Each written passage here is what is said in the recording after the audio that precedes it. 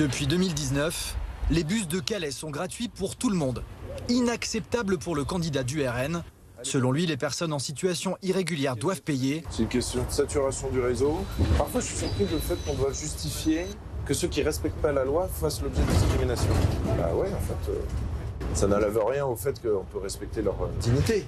Une mesure que dénonce la maire sortante. On n'a pas le droit d'interdire donc à tel ou tel type de population. Monsieur, dame. En poste depuis 2008, Ça va bien? Natacha Bouchard brigue un 4e mandat.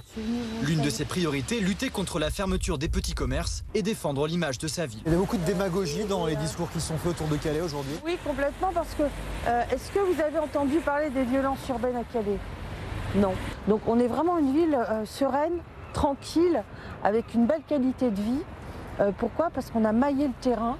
Il y a un autre enjeu majeur ici, c'est le logement. Près d'un Calaisien sur 5 vit sous le seuil de pauvreté. Je suis la candidate pour la liste de gauche PC, PS et Génération Ouest. En tournée dans un HLM, Marion Lavigne est interpellée par une habitante. Je subis des infiltrations d'eau, d'air, j'ai de l'humidité dans toutes les pièces. Pour moi, c'est révoltant en fait. Il faut que les personnes puissent vivre dans des conditions dignes.